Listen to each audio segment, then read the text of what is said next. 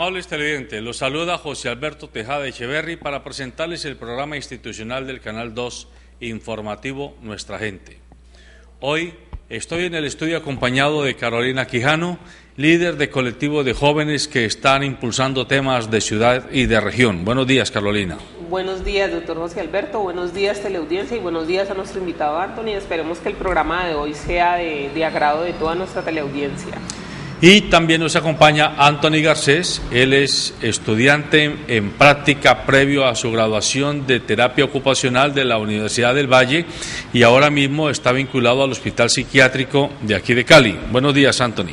Buenos días, doctor, buenos días, Carolina. Muchas gracias a ustedes por la invitación y pues esperamos que sea un programa agradable para la teleaudiencia y que puedan participar. Bueno, lamentablemente a última hora otra persona de salud que nos había confirmado no se hizo presente porque lo que queríamos era escuchar hoy, conversar con personas que están directamente vinculadas al personal de salud, médicos, paramédicos, terapistas, enfermeros, y porque el tema de la llamada reforma a la salud se ha convertido en un galimatías. La ley 100 del 93, que es la que se pretende reformar, ahora parece que no tiene ningún amigo, ni las EPS, ni los hospitales, ni las clínicas, ni los médicos, ni las universidades, ni los pacientes están de acuerdo con las reformas que se están planteando. Cada sector tiene su propia objeción y cada sector de alguna manera considera que lo que se está reformando no sirve para nada y que por lo tanto no se superará el caos que ha presentado la salud en Colombia. Pero esto, que puede ser una discusión teórica y de escritorio, hay que bajar la tierra, hay que ponerla en las manos y en la cabeza de quienes están en el día a día trabajando en los temas de salud. Por eso, qué mejor que entonces Anthony, que es estudiante y que ha hecho parte en los últimos días de las movilizaciones que se han dado de personal de salud, médicos, enfermeras, estudiantes, docentes de universidades, nos dé su primera apreciación. ¿Cuál es la lectura que ustedes hacen de la reforma a la salud como se está planteando hoy en el Congreso de la República, Anthony? Mira, en primer lugar, la reforma a la salud que está planteando el gobierno del presidente Santos no fue concertada de forma abierta ni con los trabajadores ni con los usuarios del sector salud, ¿verdad? Entonces desde ahí empieza una reforma que no encuentra apoyo en los sectores populares y sociales y además de los trabajadores y profesionales médicos y profesionales de la salud en relación a ese aspecto. Pero hay varios puntos donde tenemos que como puntualizar dónde está el debate pues fuertemente a partir desde los estudiantes de la Facultad de Salud de la Universidad del Valle, que nos hemos articulado con otros movimientos o con otros sectores del mismo gremio de la salud, en donde principalmente no se reforma nada, continúa la profundización del modelo instaurado a partir de la Ley 100 de 1993. En su artículo 1, si bien dice que garantizar el derecho fundamental a la salud, que por primera vez sale de una reforma consagrado como derecho fundamental, en el siguiente artículo número 3, plantea que uno de los principios fundamentales del sistema va a ser la sostenibilidad financiera, es decir, que todo se va a llevar a cabo dependiendo de si hay o no recursos fiscales para la financiación de los servicios de salud de la población. Entonces aquí ya condicionan en primer lugar el derecho a la salud, anteponiéndolo a las cuestiones de orden financiero. Con la creación de Mi Salud, ¿no? Con la creación de Salud Mía, que es la nueva entidad, ¿cierto?, que se va a encargar de recaudar, de administrar la afiliación, de administrar la cotización de los trabajadores y también la cotización de los patrones de las empresas, y va a administrar todos los recursos del Sistema General de Participaciones, de todo lo que se hace por juegos de azar. Todos los recursos que llegan al sistema de salud los va a controlar solamente una entidad que va a reemplazar al FOSIGA, que era el antiguo Fondo de Solidaridad y Garantía en Salud, ¿cierto? Entonces digamos que todo ese poco de funciones van a estar encargadas a una sola entidad, ¿cierto?, con una entidad de orden financiero que va a responder no ante la Superintendencia de Salud, sino ante la Superintendencia Financiera, dejando claro el total planteamiento de una salud hacia el mercado y hacia el sistema financiero y hacia mejorar las ganancias netas de quienes van a ser los gestores de salud. No, y además también se habla de la creación de áreas sanitarias, o sea, que va a haber una división dentro de la misma empresa por grupos poblacionales atender, digamos, las necesidades que tengan la población, pero no hay un tratamiento integral a las necesidades del paciente. Bueno, en ese sentido de las áreas sanitarias, también queda ahí que dice que las áreas sanitarias se van a repartir por el país dependiendo, no por entidad territorial, sino dependiendo cómo el gobierno, no lo explican, ellos dicen que lo van a reglamentar, dependiendo de cómo se ubique en los grupos poblacionales y la parte geográfica del país, es decir, digámoslo que por regiones. A ver, Anthony, usted que es uno de los líderes de todo este movimiento que se está dando en estudiantes y profesionales de la salud, ¿ustedes qué es lo que proponen en concreto? Hasta ahí va la crítica, el cuestionamiento, lo que ustedes creen que no está bien, pero ¿ustedes qué le proponen al país? Bueno, en primer lugar le proponemos al país que el problema no es la actual reforma que está en el papel y en la discusión actualmente, el problema es el modelo de salud de la Ley 100. Y en primer lugar, lo que queremos proponer es que se garantice el libre acceso a los servicios de salud, garantizando el derecho fundamental a la salud a la población. Segundo. Sí, pero eso ¿cómo se da? ¿Cómo se vuelve carne de verdad? Bueno, ¿cómo se vuelve carne de verdad? Actualmente el movimiento de salud, de Dignidad por la Salud, presentó una propuesta de reforma a la salud, una propuesta de ley estatutaria, en donde plantean básicamente que el sistema de salud se acabe la integración vertical y el gobierno asuma la función rectora de todo el sistema de salud.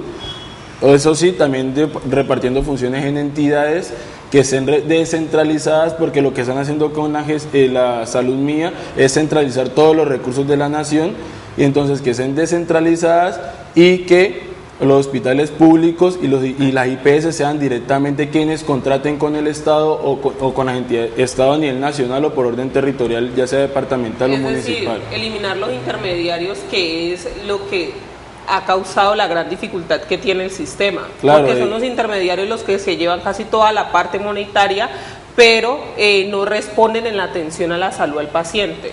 Exactamente, eso es lo que le llaman integración vertical. Entonces lo que queremos en primer lugar es que las figuras de las entidades promotoras de salud, que ahorita se van a convertir en gestoras de salud, que viene siendo casi lo mismo, es que esas entidades mediadoras del sistema salgan y acabar con esa integración vertical que ha sido la que está desangrando los recursos del sistema.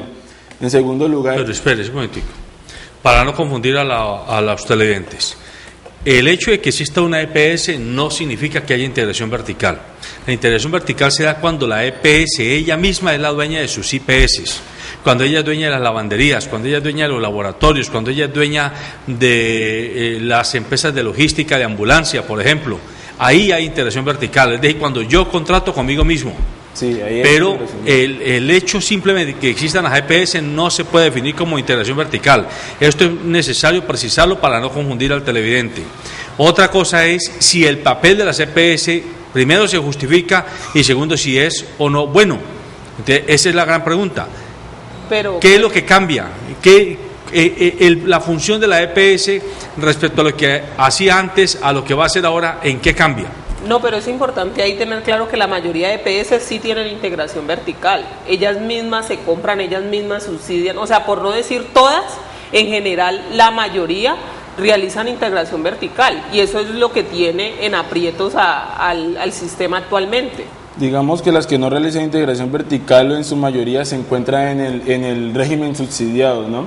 Y esas que no hacen integración vertical contratan con los hospitales públicos en su gran mayoría, y ellas se encargan de girarle los dineros a la AGS, digamos como el Hospital Universitario del Valle, en el cual se encuentra también en una crisis que ahorita se ha venido superando, pero que igual es una crisis que se mantiene en el tiempo. Entonces digamos que el régimen subsidiado principalmente no se ve tanto la integración vertical, pero sí se ve el poco giro de los dineros por gastos en salud y por servicios prestados desde los hospitales públicos, desde esas hacia ellas. Por ejemplo, el caso de Caprecom, en el caso de algunas EPS que muy conocidas que están quedándose en quiebra. Y en segundo lugar, que cambia, que hoy en día el sistema garantiza que las nuevas gestoras de salud, el cual se cambia y se eliminan las EPS, van a tener como función no recaudar el dinero, pero sí definir a qué red de prestadores de servicios de su área de gestión sanitaria se les van a pagar por esos servicios, y también va a tener claro que tiene que garantizarle el derecho a la salud a todas las personas que estén a cargo de su área de gestión sanitaria. Bien, ahí pues parece que se cambia la cosa, pero la ley plantea que las actuales EPS, digamos Saludco, EPS mencionadas como Saludco, Café Salud, si tienen toda la solvencia financiera y la capacidad administrativa para hacerlo, pueden convertirse durante el periodo transitorio que provee la ley de 2 años, convertirse en gestoras de salud. Y segundo, que la parte de facturación, ellas van a tener grande implicación, ya que ellas son las que se van a encargar de definir a quién se le factura y cómo se factura.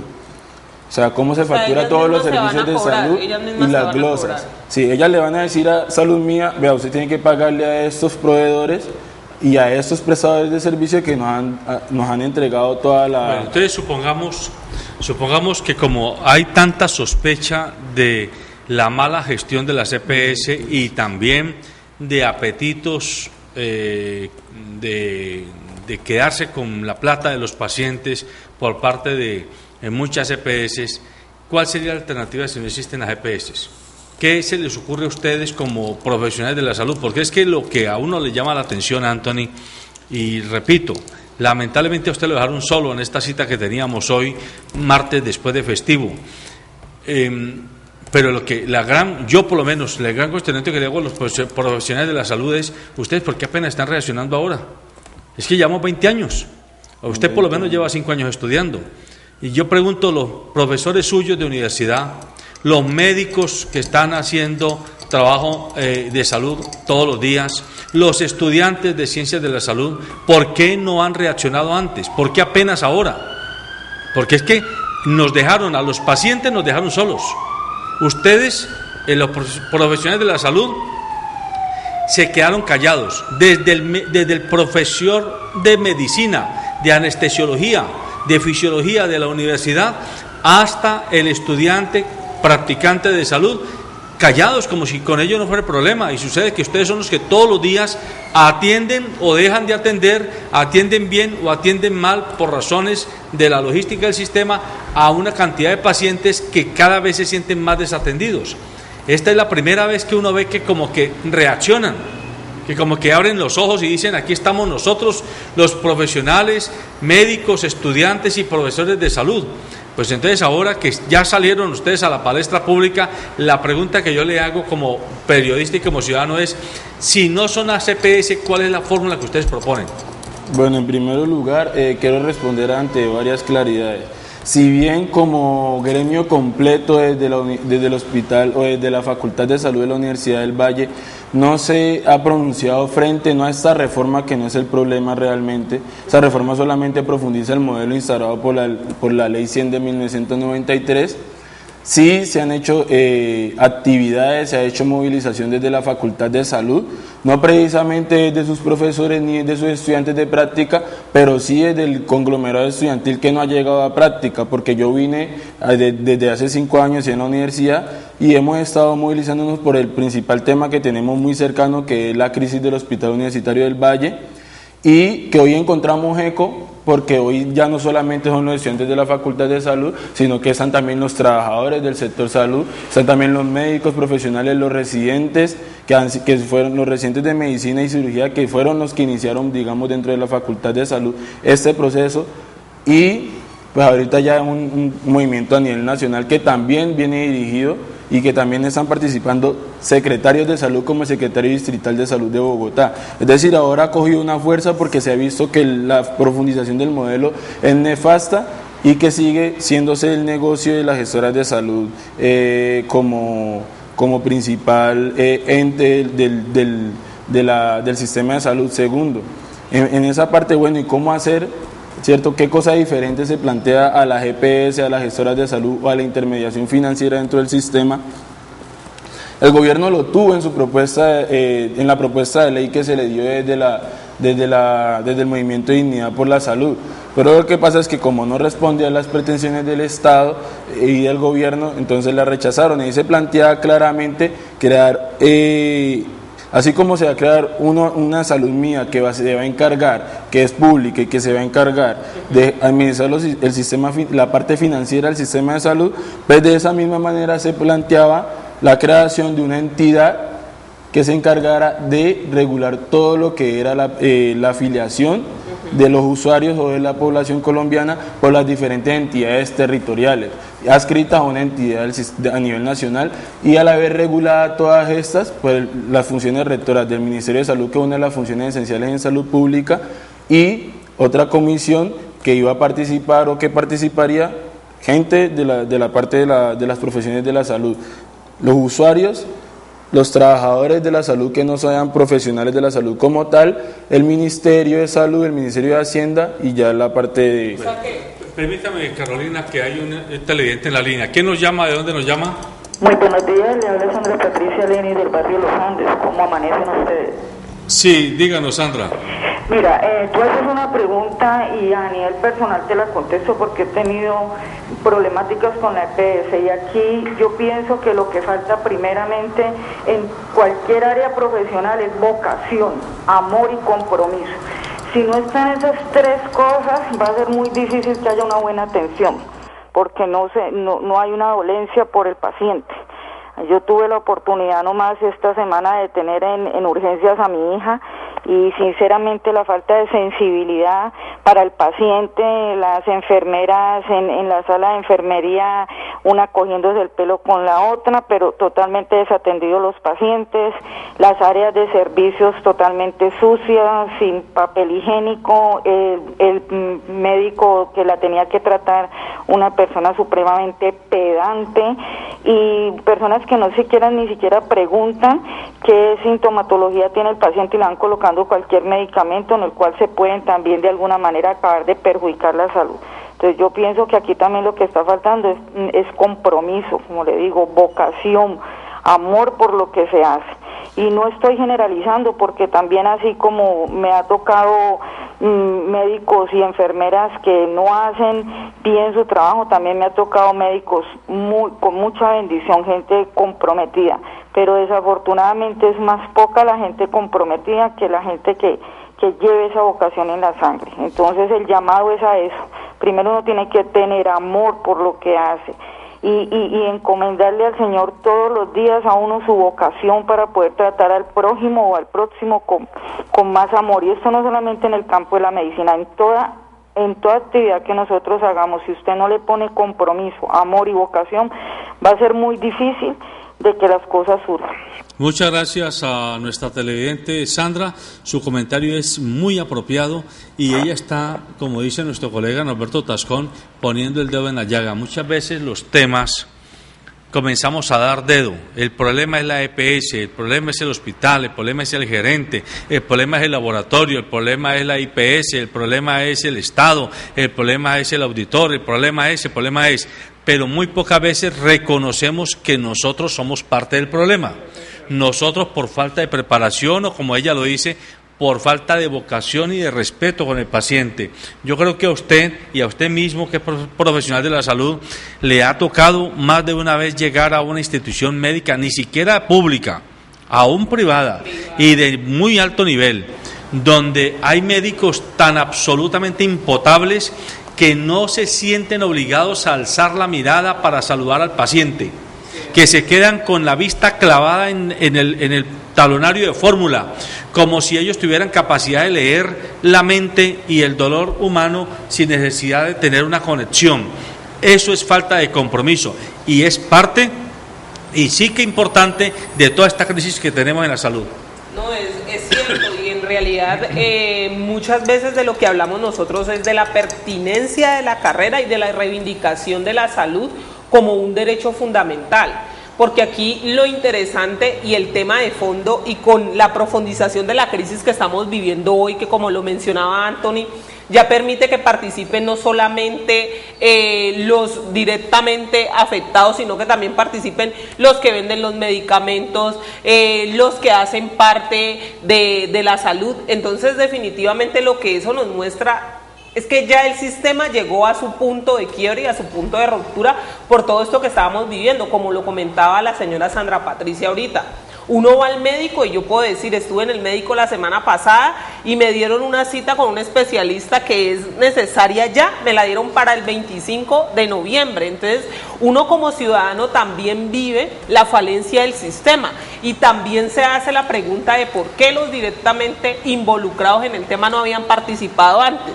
Por eso es algo que hoy queremos celebrar en este programa y por eso la invitación a Anthony y a la otra compañera, qué pena que no pudo venir, pero la invitación es por eso, para felicitarnos porque definitivamente estamos reflexionando sobre lo que debe de ser la salud en este país. Y precisando que invitamos a muchas personas, sí, pero casi nadie quiere salir a la palestra a decir con voz propia su pensamiento y su análisis. Por eso nosotros le damos las gracias a Anthony, porque él tuvo el valor civil y el valor profesional de decir, bueno, no importa, yo me quedo solo y yo hablo, ¿sí?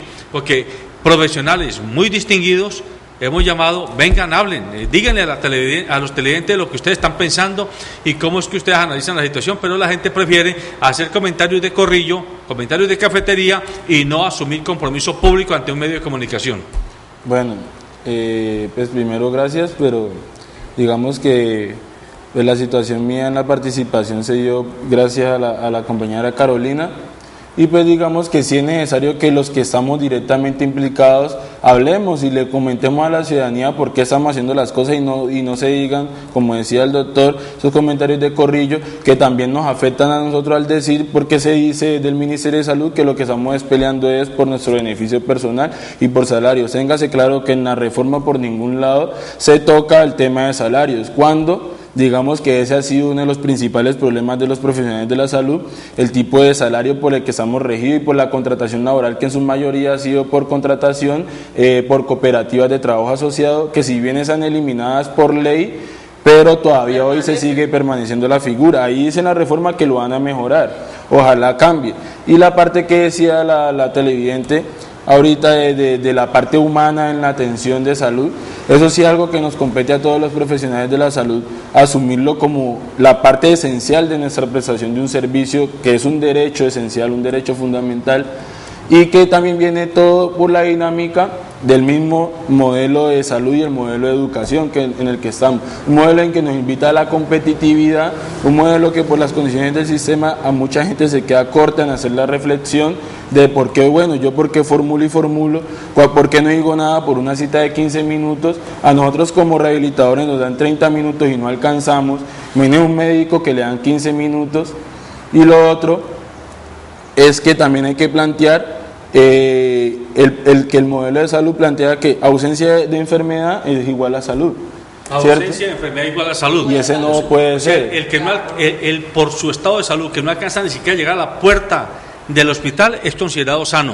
Qué ironía. Hay otro televidente en la línea. ¿Quién nos llama, por favor? Buenos días, José Alberto. Carlos Arturo Oviedo, ¿cómo estás? Hola, Carlos Arturo, ¿cómo estás? Muy bien, muy interesante el programa. La verdad que uno no encuentra a nivel, digamos, de los medios locales y tal vez a nivel nacional una apertura del debate como tú lo acabas de plantear. Quiero dejarle algunos temas sobre la mesa para que los terminen de discutir y redondear.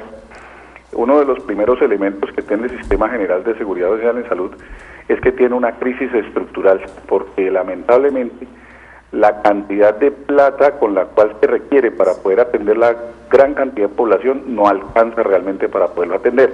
Entonces, sobre la base de ese criterio, lo que se busca es hacer una economía con los temas de la salud, pues que es absolutamente, digamos, reprochable. El segundo elemento es el que tiene que ver con la intermediación. La intermediación definitivamente no solo le está causando problemas a la salud, sino que está causando problemas a nivel, digamos, general, en el tema de la distribución de alimentos, en el tema, si se quiere, de todos los aspectos en donde existe intermediación. La intermediación nos está matando. Yo creo que uno de los elementos y de las propuestas claras que debe quedar sobre la mesa es que se debe eliminar la intermediación y volver al modelo anterior. Y el tercero es que nosotros no tenemos unos suficientes índices epidemiológicos para poder verificar de qué es que nos está enfermando nuestra población. Y al no saber nosotros entonces de qué está enfermando nuestra población, nuestros niveles de contención desde el punto de vista de la promoción y la prevención son precarios. Esos para mí son los elementos fundamentales. Le voy a dejar una perla. ¿Sabe por qué ¿Sabe por qué están brincando ahorita los médicos? ¿Por qué están brincando las universidades?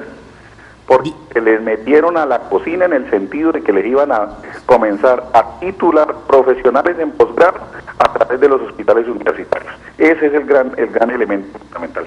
Muchas gracias. A usted, Carlos Arturo, sus comentarios muy interesantes. Y Anthony, él está diciendo 3 cosas muy importantes.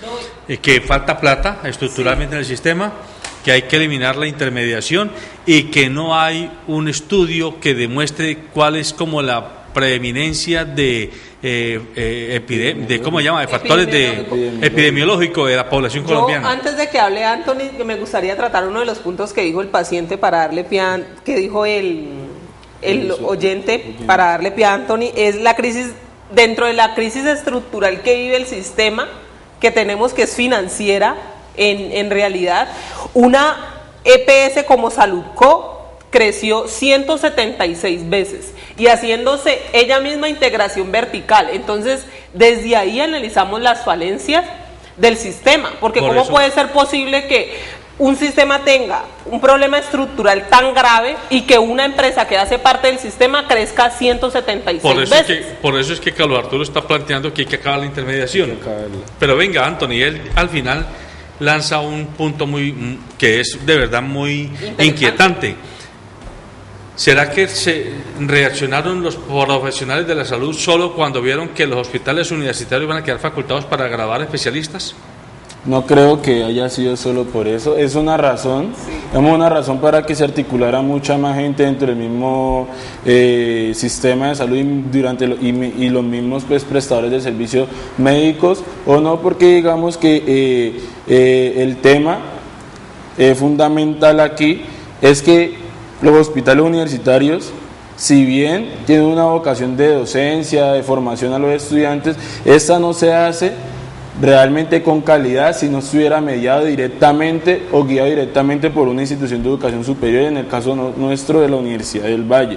Digamos que en un momento dado, entonces la clínica Valle del Lili, por dar un ejemplo, Inbanaco decida formar profesionales, ya sea residentes del área clínica de la medicina o profesionales de la salud como enfermería, mi carrera, fisioterapia, formados directamente como especialistas en estas entidades. Pues en primer lugar se perdería todo lo que tiene que ver con la libertad de cátedra universitaria y la libertad de enseñanza. Segundo lugar, estos profesionales ya no estarán formados, digamos, si se ha perdido una vocación de salud, de humanidad. Imagínese cuando usted está dirigido por el director de la EPS que solamente quieren, o de la IPS, que lo que quieren es facturar. En la universidad lo que menos le importa es facturar, sino formar profesionales. Mientras que un IPS, pues saben que un sistema le está pidiendo factura, le está pidiendo buen proceso de calidad, entonces se olvida la parte de formación del profesional y se va a enfocar más en la parte del servicio asistencial que va a dar ese estudiante en formación. Pero venga, un momentico, despacio, con buena letra. Pero yo por lo menos soy muy crítico del papel de las universidades. Yo creo que es una vagabundería, así lo digo sin ningún tipo de rodeo, que hayan universidades que cobran 7, 8 y hasta 15 millones de pesos semestre para una carrera de la salud, y la universidad después de 5 años no tiene la menor cuota de responsabilidad de qué pasa con ese egresado, ni de cuál es el desempeño profesional de ese egresado. Entonces la universidad se dedica a cobrarle la plata a los acudientes, porque casi todos los profesionales de la salud estudian de día por razón de la estructura académica de la carrera, y le toca pagar a las familias un dineral, y la universidad tan campante cobra la facturación. Ellos se vuelven EPS pero académicas, cobran la facturación y no les importa si ese estudiante sale bien o mal formado.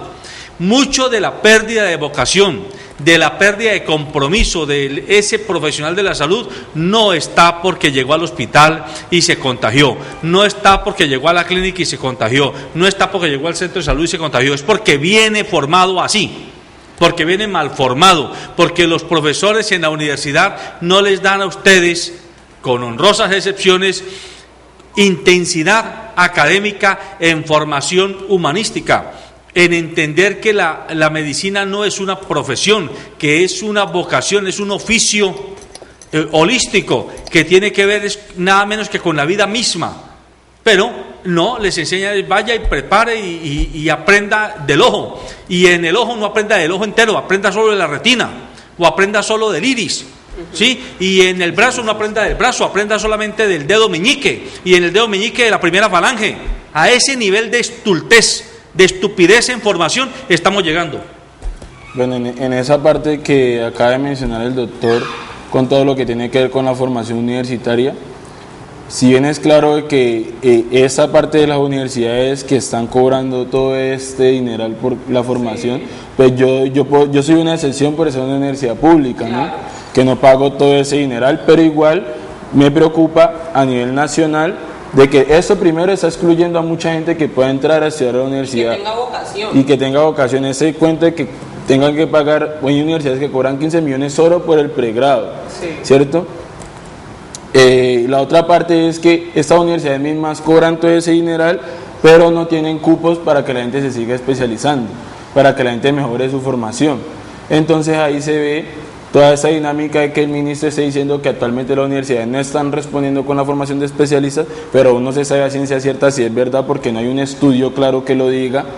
Y segundo, que las universidades se han olvidado de esa parte de la extensión, la parte de relación universidad-sociedad, ¿cierto? De cómo esos profesionales y desde que son estudiantes están respondiendo a las dinámicas de la sociedad y no a las dinámicas de las empresas. Entonces, cuando usted está en la práctica y se olvidan de que existe una sociedad, de que existe un ser humano que no solamente es lo biológico, la retina, sino que también piensa, también come, también duerme, siente, también coge un bus, también está en medio de un país que está en un conflicto, también sufre. Entonces, cuando nos enfocamos a responderle nomás en la práctica a los servicios de salud manejados ya sea por IPS o EPS, pues eso hace que él cuando salga, pues su formación, ¿cómo fue? Fue respondiendo no a las dinámicas de la gente, sino a las dinámicas del mismo negocio de la salud, porque la salud es un negocio para muchas personas, y no esa para es la forma todos. en la que se va a comportar cuando llegue al sistema. Claro, y lo otro, cuando hablaba el señor ahora, que nombró varias cosas, ¿no? Intermediación financiera, nombró la GPS, lo que tú decías de Saludco. ¿Cómo es posible que 3 billones de pesos que se robó Saludco del sistema, 3 billones que habían servido para salvar a mucha gente, para llegarle la salud a todo el mundo, digamos a mucha gente en nuestro país, 3 billones de pesos, hoy en día con la creación de esta nueva reforma, pues se plantea de que estos dineros, si las EPS no los pueden, digamos, pagar al Estado, entonces el Estado va a asumir ese pasivo. ¿Qué pasa ahí? O sea, nosotros vamos a asumir ese dinero que se robaron esos privados. Y otra perla ahí, que la reforma que se pasó para que la apruebe el Congreso, 42 senadores presentaron impedimentos, porque tenían familiares trabajando en EPS, porque las EPS lo financiaron, y esos 42 impedimentos todos se resolvieron y todos van a participar y van a votar por una reforma. Claro. Entonces uno se pregunta qué clase de reforma van a votar. Bueno, hay otro televidente en la línea. ¿Quién nos llama? ¿De dónde nos llama? Buenos días, Carlos Arturo, nuevamente. Es que me quedaron dos cositas en el tintero y pensé que la iban a lograr desarrollar. Dime. La primera, el tema de promoción y prevención. El sistema está estructurado, José Alberto, para que se haga actividades de promoción y prevención, es decir, que se evite que las personas lleguen hasta los sistemas de salud, a través de poder lograr todo lo que es el aspecto de las enfermedades prevenibles y las inmunoprevenibles. Nosotros vemos hoy como, por ejemplo, tenemos situaciones como el dengue, que está completamente disparado en la ciudad de Cali y que es una enfermedad completamente prevenible, para poner un ejemplo. Y el segundo, una perla para los panelistas que hacen parte ahí de la Universidad del Valle, la situación que está viviendo el Hospital Universitario del Valle, en donde el científico Jaime Rubiano está por la puerta trasera privatizando todos los servicios de salud, alrededor de 8 servicios entre los que recuerdo ahorita como el de hemodinamia, unidades de cuidados intensivos y cirugía. Es decir, el tema no es un tema solamente de los privados, sino que también de los públicos. ¿Qué respuesta le dan entonces a que el señor Jaime Rubiano con la camisa de la Universidad del Valle pues esté poniendo en tela de juicio la prestación de los servicios del Hospital Universitario, como un patrimonio de todo el suroccidente, a través de prestar servicios también por los privados? Gracias, José Alberto. Muchas gracias a usted, Carlos Arturo, por ese tipo de información que nos da. A ver, Anthony. En primer lugar, con lo que plantea Carlos Arturo, plantea en primer lugar lo de promoción y prevención. Sí. En esta reforma, al igual que la ley 1438, plantea la atención primaria en salud como la reorientación de todos los servicios sanitarios hacia la estrategia de atención primaria en salud. Vemos que la estrategia de atención primaria en salud abarca mucho más que la promoción y la prevención, ¿cierto? Abarca todo lo que tiene que ver con la intersectorialidad, la participación de la gente, de la comunidad, en comunidad pues con los profesionales de la salud, y que no solamente es una estrategia pensada para la prevención de enfermedades o promoción de la salud, sino que es una estrategia pensada para actuar hacia y desde los determinantes sociales de la salud. Determinantes sociales, ¿cuáles son? Trabajo, educación, vivienda, alimentación, todo lo que está inmerso y digamos que si bien la reforma y desde el 2011 está planteado, no se ha desarrollado, no se ha reglamentado ni se ha planteado la primera política pública, aunque lo nombra. Entonces se espera de que esa sea una de las respuestas para acabar con los altos costos del sistema, que va hacia un modelo de la enfermedad, que vaya hacia un modelo de la salud como tal, pensándose en los determinantes sociales. Y lo segundo que plantea con respecto a la situación del hospital universitario, digamos, ya hace un tiempo estuve haciendo práctica, hace menos de un mes, práctica en el hospital universitario.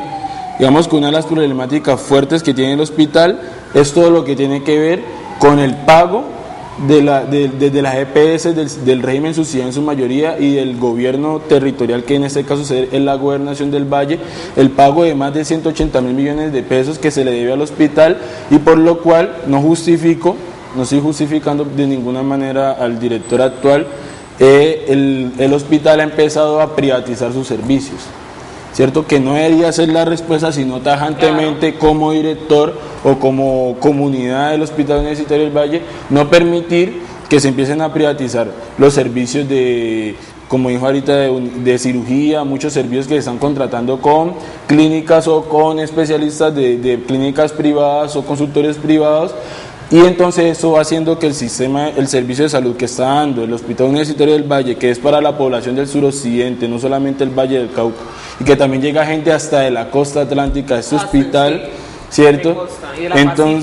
Y de la Pacífica. Entonces, ahora, ¿cómo va a ser esa gente? Si el hospital está privatizando sus servicios, toda esta población, ¿cómo van a hacer para acceder a los servicios de salud? Y en su mayoría mucha de esa población es población con unos índices de sociales muy bajos y con unos índices económicos muy bajos, y viene al hospital buscando una respuesta.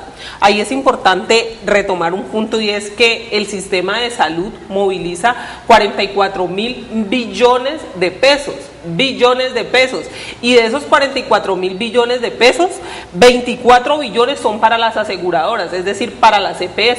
Se están quedando con más de la mitad de lo que resulta el negocio solamente para beneficiarse ellas, porque uno no ve un beneficio real en la población y en uno como paciente. Entonces, definitivamente es algo que hay que analizar. Y mira que entonces uno podría decir, entonces el problema no es dinero. No es dinero, porque dinero hay.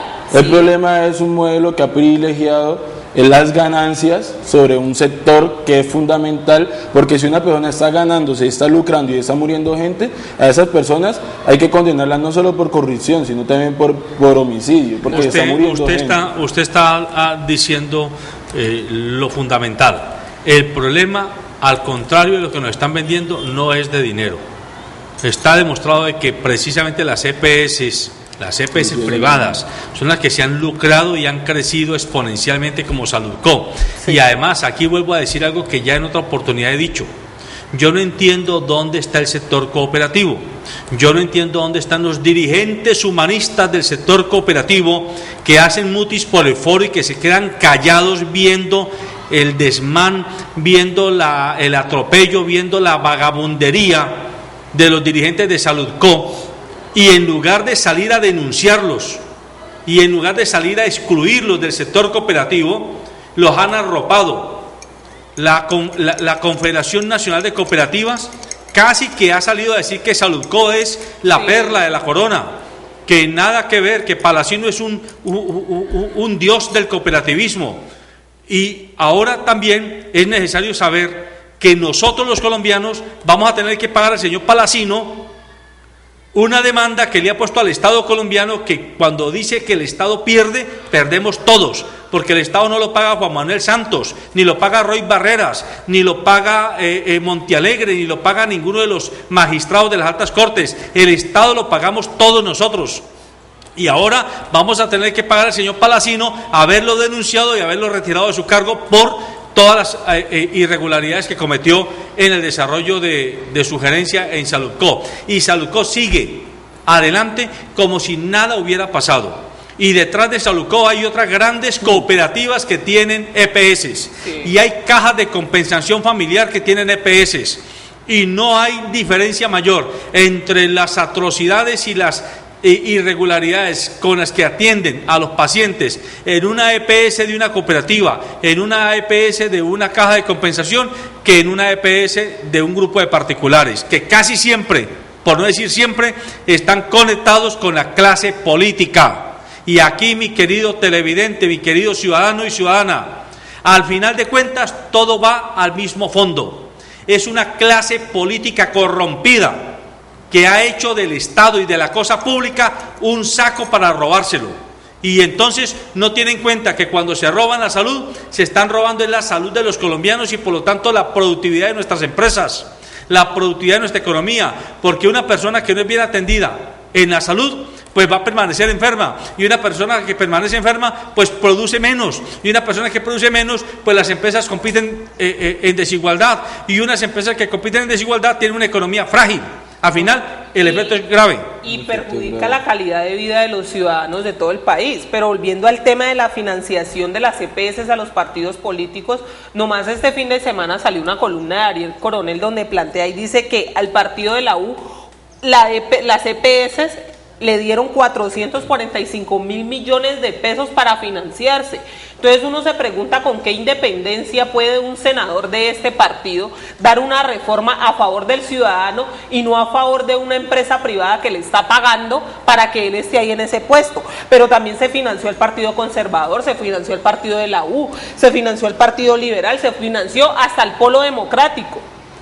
Entonces uno sí se pregunta, y hablando ahorita, retomando un poco lo que hablábamos ahorita, que 42 senadores presentaron impedimentos diciendo que no podían participar o porque tenían familia o porque habían recibido financiación de una EPS, y en vez del Estado ser más franco y más claro y decir, bueno, ustedes no van a poder votar la reforma a la salud, no, estos se gestionaron, se organizaron y ya pueden estar en el debate y van a participar y van a tener un voto que definitivamente no va a ser imparcial, sino más bien parcial, porque va a solucionar es su problema, no el problema que tiene el país.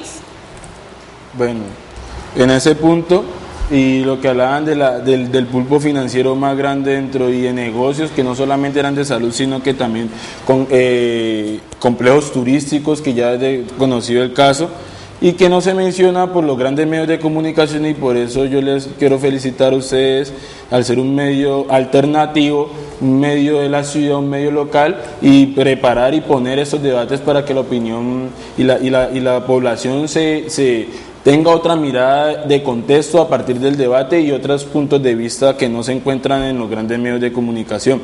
Entonces uno plantea ahí por qué no se dice nada o por qué el presidente Uribe no critica a esta reforma a la salud, cuando él fue el creador de la ley 100 del 93 y cuando la mujer de él, la esposa, la ex primera dama Lina Moreno Uribe, es la mayor accionista de Saludco.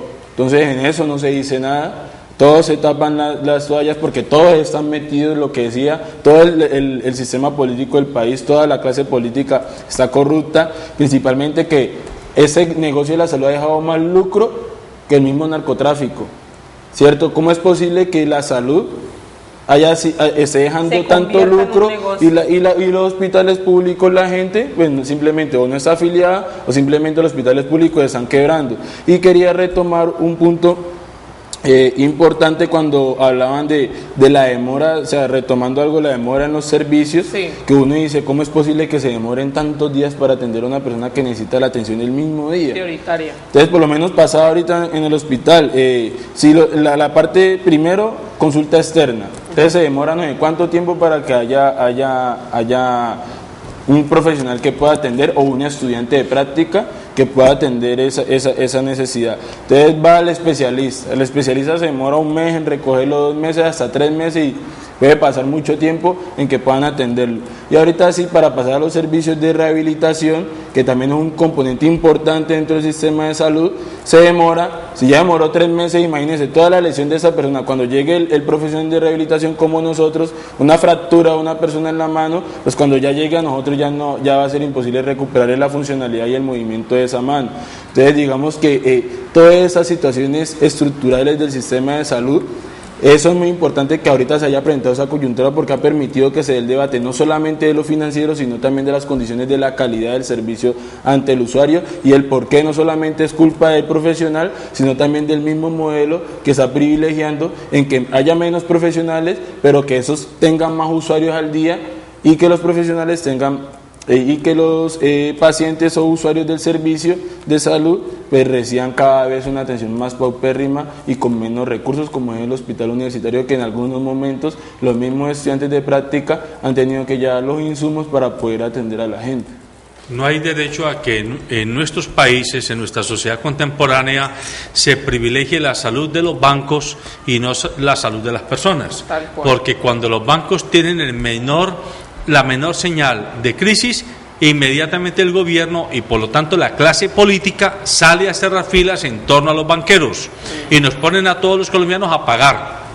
Y no solamente los colombianos, en el resto de países es igual, la misma vagabundería. Pero pasa el problema que en nuestros países los hospitales y los centros de salud, cada vez los públicos, cada vez más deteriorados, y es como si fuera un propósito perverso, dejarlos deteriorar para que la gente les pierda el cariño, el amor y la identidad que tenían, y ya hartos de ver que no los atienden, digan, bueno, que privaticen eso con tal de que me atiendan, y ahí hacen el gran negocio. Y ahí hacen el gran No, negocio. y ahí es que dicen, no, pues yo pago, pero que me atiendan bien. Pero la realidad hoy para nosotros en el sistema de salud es que, aunque paguemos, no nos están atendiendo bien. Entonces, hay una problemática aún más profunda. Y definitivamente lo que hemos hablado aquí es cierto, no es un tema de falta de recursos, porque la salud moviliza muchísimo más dinero que hasta un negocio ilegal como es el narcotráfico. Entonces, que se imagine la teleaudiencia cuántos beneficios económicos le puede quedar a una EPS por atender a una población determinada. ¿No? Ilegal. No están metiendo con nada ilegal, pues todo eso lo está hablando el mismo sistema, al no haber también el problema de la inspección y vigilancia. ¿Cierto? ¿Cómo es posible que la Superintendencia de Salud, que toca temas de salud, no pueda vigilar a estas entidades que van a manejar el recurso financiero? Es que es un recurso financiero, pero es esencial porque está destinado a la salud. Entonces, y también una superintendencia con poca capacidad operativa, que a quién va a poder vigilar realmente en ese país, con, digamos, decía el superintendente de salud que tenía más o menos 100 personas a su cargo. Entonces, digamos, 100 personas para vigilar todo un sistema de salud que funciona en todo un país. Y además que tiene una crisis profunda, ¿no? Que claro, tiene una crisis grave y que definitivamente necesitaría tener más ojos encima y más veeduría para modificar su comportamiento, su sistema. Por eso algo importante que se plantea y que se debe tomar es todo lo que tiene que ver con atención primaria en salud, porque esto lleva a los servicios de salud a que la misma persona, la misma población se empodere de su servicio de salud, de su salud, como un todo y no como una ausencia solamente de enfermedad. A la persona, ¿cierto? La población, empoderarse de su salud, va a poder primero mejorar todo lo que tiene que ver con las tasas de epidemiología, porque es una población que va a estar informada, que va a poder también hacer incidencia en los órganos de toma de decisiones o en las mismas EPS, en las IPS, para que el sistema esté cambiando y mejorando con lo que va pasando. Y también algo muy importante que tiene que ver con toda la parte de la inspección y vigilancia, es que en ese momento el discurso pase de ser que el problema es de solamente los médicos, los rehabilitadores, los enfermeros, los trabajadores de salud y funcionarios públicos del sistema de salud, sino que también se baje a que eso es una situación que afecta a todos, que afecta a los usuarios, a los pacientes, porque yo también soy paciente y también me estoy afectando de eso. O sea, al yo no asumir una conciencia de que eso nos está afectando a todos, ¿cierto? Independientemente del estrato socioeconómico, pues entonces apague y vámonos, vamos a luchar por un paro de 6 meses, pero sin apoyo de la población, entonces eso no va a tener. Y ahorita se toma la medida de hecho del paro, pero ¿por qué se toma la medida de hecho del paro? Como lo decían ahora, ya son muchos años en que se han ido aguantando, antes nos hemos demorado, no solamente en hacer medidas de hecho, sino en proponer soluciones, y que ahora mismo en la universidad están generando foros y debates para proponerle al ministro soluciones, ¿cierto?, concertadas con la población civil y con los que tienen que ver en la parte del sistema de salud, para que entre todos mejoremos nuestros servicios de salud. También hay que pedir a los rectores de las universidades y a los decanos de salud de las universidades que se unten, que se comprometan, porque si no van a quedar como que son los profesores y los estudiantes y los egresados los que hacen la pelea, pero los rectores y los decanos, ese no es un problema mío. Y sucede que ellos siguen cobrando lo mismo, y da grima que un profesional de la salud que se gastó 50 millones de pesos en una carrera, en una universidad media, porque si es una universidad alta son 150 millones o más, ¿sí? Pueden ser 300 millones de pesos, salga a ganarse un poquito más del salario mínimo. Un profesional de la salud, no puede ser posible que no entendamos que ahí ya de entrada hay una situación que hace inviable el servicio de salud, porque si necesitamos gente preparada, necesitamos también que ellos sepan que esas jornadas de trabajo que son estresantes y duras tienen una mínima compensación económica satisfactoria. Pero uno lo que ve, yo conozco casos de profesionales de la salud que reciben 1.200.000 pesos, pero saben que la llamada cooperativa, detrás de la cual casi siempre hay políticos, recibe 2 millones y 2.200.000 por el mismo trabajo. Es decir, se quedan con entre 800 y 1 millón de pesos de facturación por cada persona. La pregunta es, ¿por qué el Estado permite y tolera esta situación? Bueno, la respuesta está y usted la dio ahorita, porque se han implicado los mismos políticos en el manejo de las CTA, cooperativas de trabajo asociados, y también donde ese 1.200.000 que le llega a la persona, entonces de ahí tiene que pagar sus prestaciones sociales y económicas, y eso le va quedando en unos 800.000 pesos, y cuente la alimentación, el transporte, es decir, vive para pagar deudas, trabaja para las deudas. Y digamos, en el caso, digamos, de los rehabilitadores, fisioterapia, psicología, todos los que están en la parte de rehabilitación, terapia respiratoria, prácticamente está pagando 3.000 pesos por sesión de terapia. 3.000 pesos por sesión de terapia. Entonces, ¿qué tiene que hacer el profesional? Y no lo justifico. Entonces, llenarse de usuarios para poder ganar un poquito más, para poder sobrevivir al mes. Entonces, digamos que es un círculo vicioso, que si aquí entonces ponen aquí, les pagamos 3.000 por terapia, pues entonces él dice, yo meto más gente a trabajar y pues la calidad va a bajar. Y eso tiene que ver lo que planteaba una de nuestras televidentes ahora, Sandra Patricia, y es porque los médicos uno va y ni siquiera pueden levantarle la mirada para preguntarle usted qué tiene, qué necesita, qué dolor tiene, porque claro, se va a gastar más tiempo del que debe gastarse en la persona y no va a poder facturar lo que él debe de facturar para poder sobrevivir. Entonces eso es parte de la pertinencia de la carrera y de la deshumanización que estamos viviendo del profesional de la salud. Hay que tener claro, y yo creo que eso sí es importante que nosotros como ciudadanos lo tengamos, y es que si una persona se especializa en una carrera tan competitiva y tan exigente como es la salud, tiene que devengar un salario que le permita por lo menos tener un nivel de tranquilidad para ejercer bien su profesión, y eso no lo están viviendo hoy los profesionales de la salud, gracias a las llamadas cooperativas. Yo tengo, por ejemplo, una prima mía que es enfermera y trabaja por medio de una cooperativa, y la cooperativa se queda como con 300.000 pesos del sueldo de ella. Entonces ella me dice, pero si yo no participo en la cooperativa no puedo entrar a trabajar a ningún hospital. Entonces, a estas cosas es que debería darle solución de fondo la reforma a la salud que está planteando el gobierno, pero cuando uno lee la reforma se da cuenta de que no es así.